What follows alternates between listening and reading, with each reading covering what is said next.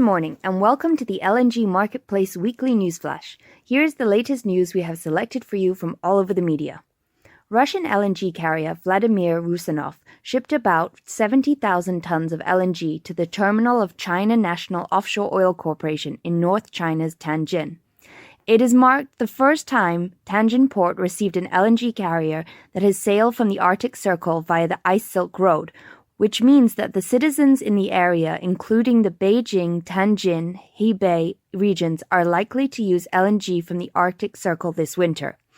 You can read more about this on Hellenic Shipping News. Russian gas producer Novatek and India's H Energy Global Ltd have signed a memorandum of understanding to collaborate on long-term LNG supplies to India under a joint investment in the 3 LNG terminals being built by the Indian company, and form a joint venture to market Novatek's LNG in India, Bangladesh, and other markets. This piece of news we found on HinduBusinessLine.com. Let's stay with Novatek for a while, since the company took a final investment decision on its $21 billion Arctic LNG 2 project and signed new cooperation deals with Asian partners at a ceremony in Vladivostok. Plans include 3 trains, with the first train to be commissioned in 2023 and reaching full capacity in 2026. The project's equity partners include France's Total, China's National Petroleum Corp, and Canuck, and a Japanese consortium consisting of Mitsui and state-owned JOGMEC. You can read more on Seeking Alpha. Shareholders in the Sakhalin-1 oil and gas project in Russia's Far East have decided to build their own LNG plant in the Pacific port of Dekastri, which could supply the supercooled gas to Japan. The 4 companies, Rosneft, Exxon, Japan's Sodexo, and India's ONGC Videsh, are partners in the Sakhalin-1 group of fields. This piece of news we found on Hellenic Shipping News.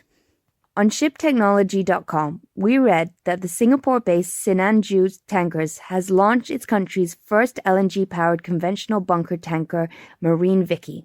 The almost 8,000 deadweight vessel has been built by Keppel Offshore and Marine.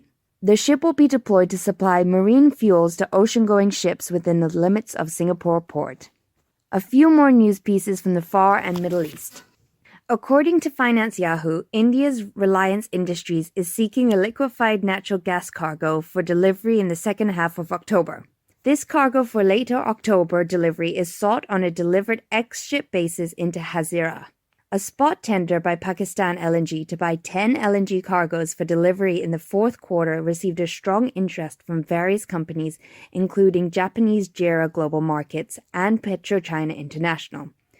Both these companies have traditionally been big buyers of LNG, but have become more active in trading of the super-chilled fuel lately as new long-term contracts become more flexible and as buyers take on more portfolio positions. This is also the first time JERA is participating in Pakistan's LNG buy tender process. This piece of news we found on Hellenic Shipping News. And according to LNG World News, the Philippine utility First Gen Corporation has selected Japan's JCG Corporation as its preferred EPC contractor for the Batangas LNG terminal project. The project is being developed by First Gen through its unit, FGen LNG Corporation. Saudi Aramco, the biggest oil exporter and the world's most profitable company, is stepping up its efforts to become a major force in natural gas. To do so, a state-owned company is tapping its decades-old network of oil trading contracts, selling its first 2 cargoes to long-standing crude customers in South Korea and India. You can read more about it on Finance Yahoo. GTT has received several orders concerning the tank design of 8 new LNG carriers.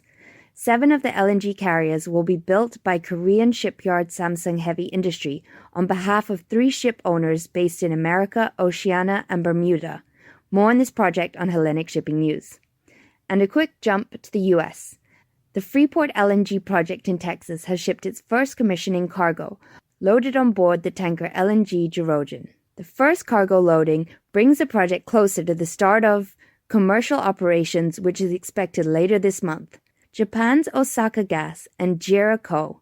will each lift half of Train 1's total contract capacity of more than 4.5 million metric ton per annum once the commercial production starts. More information you can find on Seeking Alpha. That's it for this week. Tune in next week for more news, and until then, thanks for tuning in.